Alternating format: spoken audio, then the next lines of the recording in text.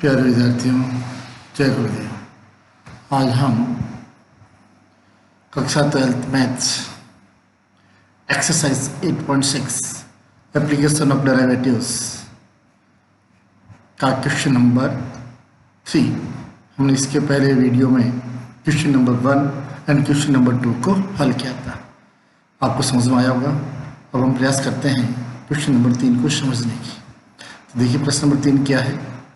यदि एक गोले में एक शंकु बनाया जाता है तब सिद्ध कीजिए कि उसका आयतन महत्तम होगा यदि शंकु की ऊंचाई व्यास की 2/3 हो। थोड़ा ध्यान से आप समझने का प्रयास करेंगे। तो प्रश्न संख्या 1 हमने हल किया था। प्रश्न संख्या 1 में था कि वृत्त के अंदर एक त्रिभुज बनाना या है गोले के अंदर शंकु बनाना। वहां सिद्ध करना था त्रिभुज का क्षेत्रफल अधिकतम, यहाँ सिद्ध करना है शंकु का आयतन अधिकतम। और तो इस प्रकार हम यहाँ क्या, सबसे पहले हमने सिद्ध करने के लिए एक गोला लिया। मान लिया गोले की त्रिज्या r इकाई और गोले के अंदर एक शंकु बनाया और शंकु की ऊंचाई आकृति के अनुसार ओ ए मानी हमने, ए ओ जिसको x माना। ये यहाँ से यहाँ तक a से लेकर o तक x माना और शंकु के आधार की त्रिज्या o से लेकर c तक आधार की त्रिज्या को हमने मान लिया OC = y। त्रिज्या है आधार की, शंकु की हमारे पास शंकु की ऊंचाई है, तो शंकु के आयतन का सूत्र हम जानते हैं 1/3 पाई r² h होता है। उसी सूत्र में हमने मान रखा तो सूत्र इसका आयतन हो गया 1/3 पाई, r की जगह y है इसलिए y² और h की जगह x है इसलिए आयतन हो गया 1/3 पाई y² x। आयतन को v से लिखते हैं तो v = 1/3 पाई y² x। अब इसके बाद हमें यहाँ y का मान निकालने के लिए ठीक जैसा हमने प्रश्न संख्या 1 में वृत्त के अंदर दो जीवाएं लंबवत काटती है, प्रतिच्छेद करती है, उस समय जो हमने प्रमेय लगाई थी वहां पर कि प्रतिच्छेद बिंदु द्वारा वृत्त था, वृत्त के अंदर दो जीवाएं आपस में प्रतिच्छेद करती थी और हमने वहां प्रमेय लगाई थी कि इन दोनों जीवाओं के जो प्रतिच्छेद बिंदु से जो क्रमित दो भाग बनते हैं, दो खंड बनते हैं, उन खंडों का गुणनफल, दोनों जीवों के खंडों के गुणनफल आपस में बराबर होते हैं। तो यहाँ पहली जीवा जो है यहाँ पर B और C, तो इसका खंड हो गए, पहला खंड हुआ BO या क्या दो OB, दूसरा हो गया OC, तो इसका गुणनफल होगा BO × OC। और ये जो जीवा है वो A और यहाँ बिंदु है D, तो इस जीवा के दो खंड हो गए AO/DO, तो इसके भी खंड हो गए AO और DO, तो इसके गुणनफल हो गए AO × OD। तो हमने यहाँ पर BO जो आधार की त्रिज्या है y, OC भी त्रिज्या है y = AO, शंकु की ऊंचाई x × OD का मान आकृति से देखिए आप OD का मान निकाल सकते हैं हम AD में से AO घटाकर, तो यहाँ लिख दिया मैंने OD = AD - AO। AD गोले का व्यास है 2r, AO शंकु की ऊंचाई x। तो इस प्रकार y इसका रिजल्ट हो गया x × 2r - x। इक्वेशन 1 व 2 से हम y² का मान जो है इक्वेशन 1 में रखेंगे, तो ये हो गया v = 1/3 पाई r² y² का मान हो गया x × 2r - x × x। तो हमने x का अंदर x × x x² का कोष्टक के अंदर गुणा कर दिया, तो आ गया v = 1/3 2r x² - x³। इस इक्वेशन का हमने डिफरेंशिएशन किया x के सापेक्ष, differentiation with respect x, dv/dx = 1/3 pi constant, कोष्टक के अंदर 2r भी कांस्टेंट, x का हुआ 2x - x³ का 3x²। इसको व्यवस्थित हल किया तो यह आ गया dv/dx = 1/3 पाई 4rx - 3x², 2 × 2 4। अगेन डिफरेंशिएशन, इस इक्वेशन का दोबारा अवकलन किया तो यह आ गया d2v/dx² = 1/3 पाई 1/3 पाई। तो ये देखिए आप यहाँ पर ये 4rx का अवकलन हो गया 4r एंड 3x² का हो गया -6x। हल किया हमने इसको तो आ गया 1/3 4r - 6x। अब हम किसी फलन का महत्तम या न्यूनतम मान ज्ञात करने के लिए उसकी प्रथम अवकलज इज इक्वल टू 0 करते हैं। तो यहाँ भी हमने प्रथम अवकलज D of D X is equal to 0 किया, 0 रखकर हल किया। हल करने पर यहाँ x की वैल्यू आ गई, x is equal to 4r/3। x की वैल्यू 4r/3 हो गई। अब जो हमने ऊपर समीकरण 3 में द्वितीय अवकलज जो है, उस द्वितीय अवकलज में हमने x की वैल्यू रखी 4r/3। तो x जहाँ आ रहा था वहाँ मान रख दिया हमने 4r/3। हल किया तो ये आ गया 1/3 pi 4r minus 8r minus 4r minus आ गया ये आगे। तो इस प्रकार हम देखते हैं कि द्वितीय अवकलज का जो मान है वो ऋणात्मक आ रहा है, लेस देन 0। किसी भी फलन के द्वितीय अवकलज का मान ऋणात्मक होने पर उस फलन का मान अधिकतम होता है। तो इससे सिद्ध हुआ कि जो गोले के अंदर हमने शंकु बनाया था उसका आयतन अधिकतम होगा। ये हो गया नंबर 1 पॉइंट हमारा सिद्ध। अब आगे बढ़ते हैं दूसरा बिंदु सिद्ध करने के लिए। हमें दूसरा बिंदु सिद्ध करना है कि शंकु की ऊंचाई जो है गोले के व्यास की 2/3 होती है, ऐसा प्रश्न में लिखा है। इसलिए हम ये ज्ञात करने के लिए हम क्या करेंगे, यहाँ पर शंकु की ऊंचाई और गोले के व्यास का अनुपात ज्ञात करेंगे। तो शंकु की ऊंचाई बट्टा गोले का व्यास इज इक्वल टू, शंकु की ऊंचाई हम जानते हैं x है, गोले का व्यास 2r है। x की वैल्यू हम समीकरण 4 में ऊपर ज्ञात कर चुके हैं। x की वैल्यू समीकरण 4 में ज्ञात की हमने 4r/3। तो समीकरण 4 से हमने x की वैल्यू रख दी 4r/3।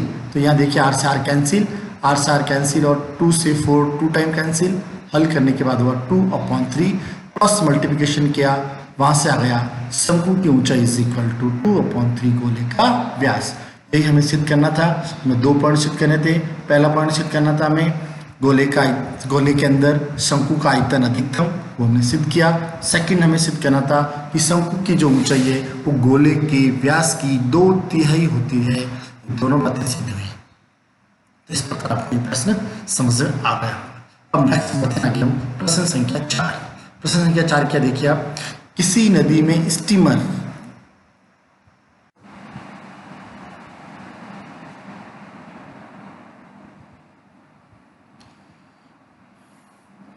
प्यारे विद्यार्थियों, अब हम आगे बढ़ते हैं। Question number 4 exercise 8.6। प्रश्न है, किसी नदी में स्टीमर चलाने का प्रति घंटे का खर्च उसके वेग के घन के समानुपाती है। यदि जलधारा का वेग x किलोमीटर प्रति घंटा हो तो सिद्ध कीजिए कि स्टीमर की जलधारा को विपरीत दिशा में चलने में उसकी अधिकतम मितव्ययी चाल 2/3x किलोमीटर प्रति घंटा होगी। हमें यह सिद्ध करना है। हम ये सिद्ध करने के लिए प्रश्न को ध्यान से समझिए आप। स्टीमर है जो नदी के अंदर जलधारा के विपरीत दिशा में, क्या लिखा है, जलधारा के विपरीत दिशा में, जिस तरफ नदी की जलधारा है उसके विपरीत दिशा में स्टीमर चल रही है और हमें ज्ञात करना है उसकी अधिकतम मितव्ययी चाल जो है 2/3x किलोमीटर प्रति घंटा होती है। इसके लिए आपको दिया हुआ क्या है, इसके लिए आपको दे रखा है प्रति घंटे का खर्च दे रखा है आपको वेग के घन का समानुपाती, उसके वेग के घन का समानुपाती, और जलधारा का भी वेग दे रखा है x किलोमीटर प्रति घंटा। चलिए हम बैठते हैं आगे सिद्ध करने के लिए। मान लिया हमने स्टीमर जो हमें दे रखी है उस स्टीमर का जो वेग हमने माना v किलोमीटर प्रति घंटा, ये हमें नहीं दे रखा इसलिए हमने मान लिया v किलोमीटर प्रति घंटा। अब आगे बढ़ते हैं तो हमने इस माना कि t समय में, कोई मान समय ले लिया हमने t समय में स्टीमर के द्वारा तय की गई दूरी s किलोमीटर है। प्रश्नानुसार प्रश्न में दिया है कि जलधारा का वेग x किलोमीटर प्रति घंटा है।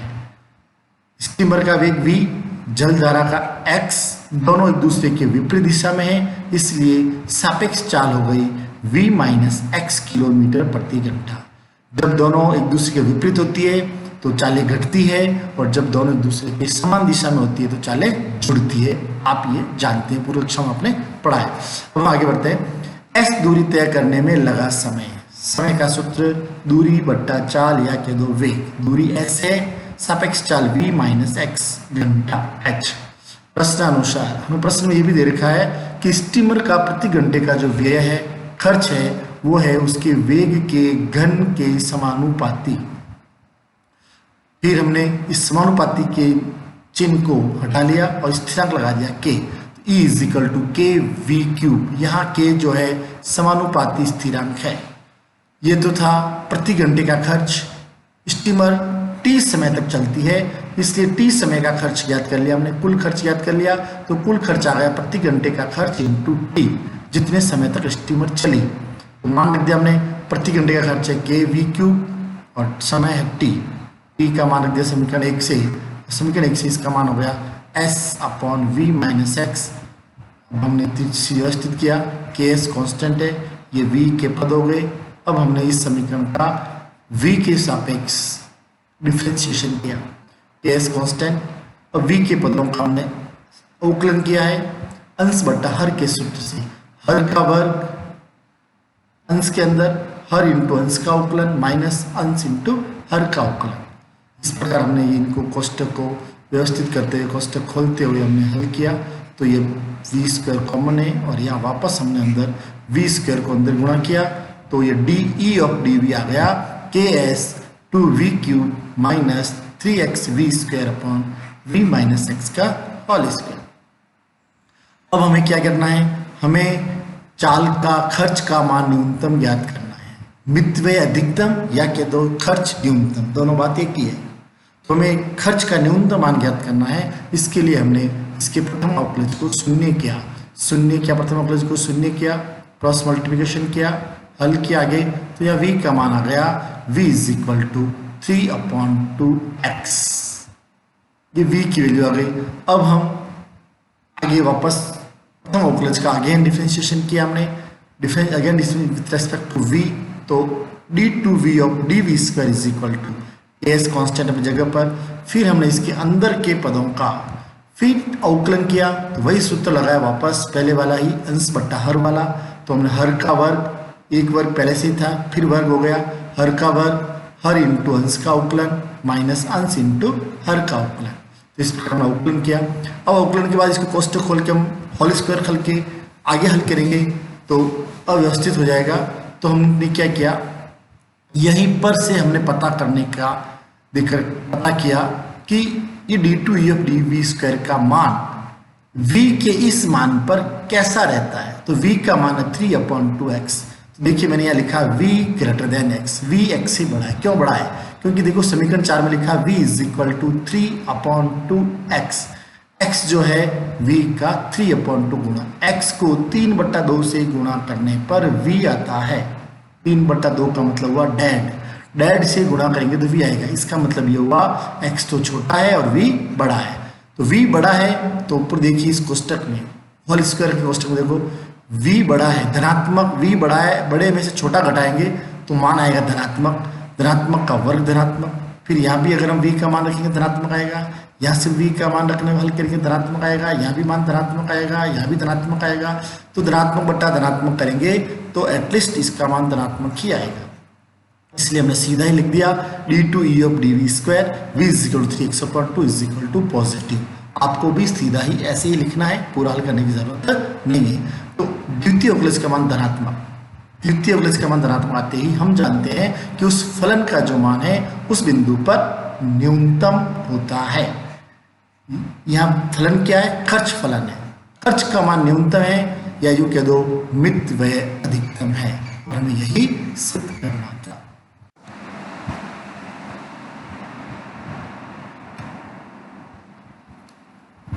अब आगे बढ़ते हैं हम क्वेश्चन नंबर 5 पे, एक्सरसाइज 8.6।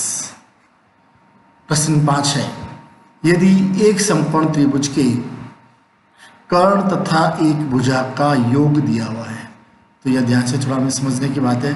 त्रिभुज समकोण त्रिभुज है, तीनों भुजाओं से एक भुजा फिक्स है कर्ण तथा एक भुजा, कर्ण के अलावा दो भुजा बचती है, तो लंब बचता है, आधार बचता है। इन दोनों में से कोई भी एक भुजा ले सकते हैं। तो हम यहाँ भुजा लेंगे, आधार का योग दिया है।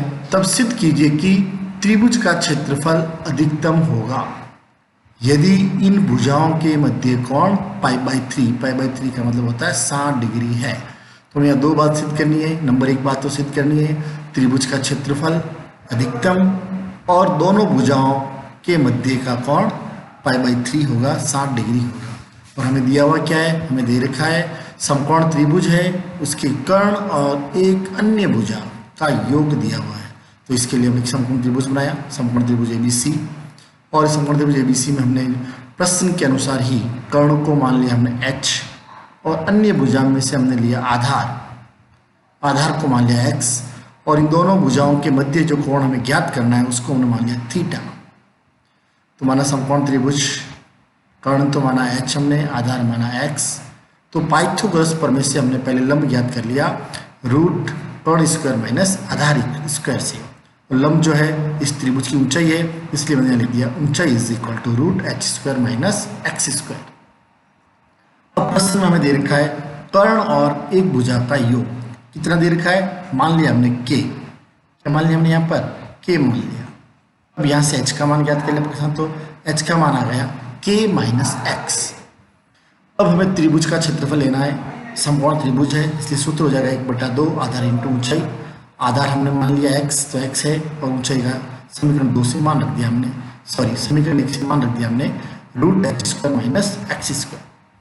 फिर दोनों पक्षों का स्क्वायर किया हमने, स्क्वायर करने से होगा a square is equal to 1/4 x square, और इस पद का रूट हट गया h square minus x square. समीकरण 2 व 3 से क्या होगा, समीकरण 2 व 3 से, समीकरण 2 व 3 से होगा a square is equal to 1/4 x square. फिर हमने यहाँ क्या किया k माइनस x, इसका वैल्यू है h की वैल्यू है, समीकरण 2 से हमने यहाँ से वैल्यू हमने h की वैल्यू यहाँ रख दी, और इसका होल स्क्वायर खोला, होल स्क्वायर खोल के हल किया, तो a square is equal to आ गया 1/4 k square x square minus 2k x क्यूब। इक्वेशन 4 का हमने अवकलन किया x के सापेक्ष, तो a स्क्वायर है इसलिए 2a dx 1/4 कांस्टेंट, कोष्टक के अंदर k square constant, x square का अवकलन 2x minus 2k x cube का होगा 3x square, then 2a dx is equal to 1/4।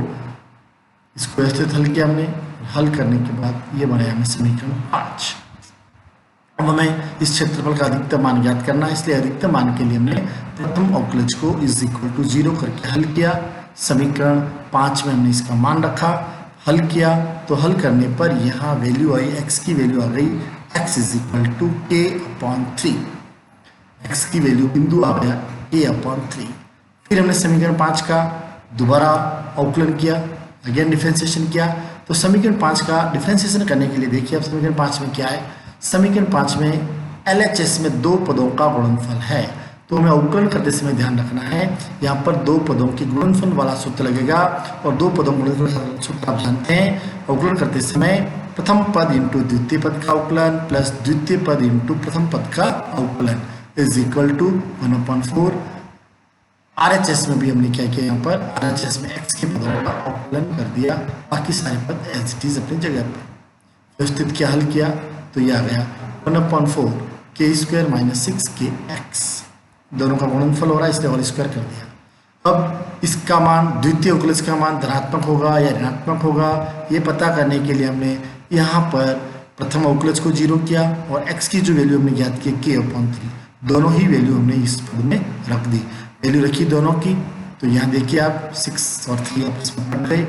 फिर यहाँ हो गया a d2a of dx square is equal to 1/4 k square minus 2k square, k का k से गुणा किया 2k स्क्वायर। अब इसके अंदर घटाया तो ये स्वतः ये क्या आ गया, ऋणात्मक चिन्ह आ गया। ऋणात्मक चिन्ह का मतलब 0 से छोटा, 0 से छोटा द्वितीय अवकलज का मान है, तो इसका मतलब हुआ है उस फलन का मान अधिकतम होगा, उस फलन का मान महत्तम होगा। फलन क्षेत्रफल है इसलिए सिद्ध हुआ क्षेत्रफल जो है वो अधिकतम होगा। ये हमें फर्स्ट पॉइंट जो सिद्ध करना था वो यहाँ आ गया। अब हमें सेकंड पॉइंट सिद्ध करने के लिए दोनों भुजाओं के मध्य कोण ज्ञात करने के लिए, 2 भुजाएं कौन कौन सी है, एक भुजा तो है कर्ण और दूसरी भुजा है आधार। कर्ण क्या है, कर्ण तो हमने माना था h, तो h की वैल्यू भी ज्ञात करेंगे हम यहाँ पर, और आधार x है, x की वैल्यू तो हम ऊपर ज्ञात कर लिया था, x की वैल्यू तो आ चुकी है हमारे पास k/3। x की वैल्यू है हमारे पास k/3। अब हम h की वैल्यू ज्ञात करने के लिए समीकरण 2 के अंदर x का मान रखेंगे k/3। तो समीकरण 2 में मान रखा हमने और हल किया, तो यहाँ हमने देखा h की वैल्यू भी आ गई 2k/3। h की वैल्यू भी है, x की वैल्यू भी है, कर्ण और आधार दोनों जानते हैं। तो हम समकोण त्रिभुज ABC में त्रिकोणमिति से लाल बट्टा कक्का से हमने पता किया कि हम जानते हैं क्या क्या, यहाँ हमें दे रखा आधार और कर्ण, तो आधार और कर्ण का अनुपात होता है cos थीटा। तो आधार बटा कर्ण is equal to cos theta. आधार BC है, कर्ण AC है, आधार का मान x है, कर्ण का मान h है, x और h के दोनों के मान रख दिए समीकरण से जो हमने ज्ञात किया, तो cos थीटा का मान आ गया 1/2। हम जानते हैं कि cos में 1/2 वैल्यू होती है cos 60 की, इसका मतलब थीटा का मान आ गया 60 डिग्री या कह दो π/3। ये हमें सेकंड पॉइंट सिद्ध करना था। इस प्रकार हमारे इस प्रश्न के जो 2 पॉइंट सिद्ध करने थे, दोनों पॉइंट सिद्ध हुए। पहला पॉइंट था क्षेत्रफल अधिकतम, तो क्षेत्रफल अधिकतम यहाँ सिद्ध किया हमने। दूसरा पॉइंट था दोनों भुजाओं के मध्य का कोण π/3, ये कोण π/3 हो गया। इस प्रकार ये प्रश्न सिद्ध हुआ। धन्यवाद।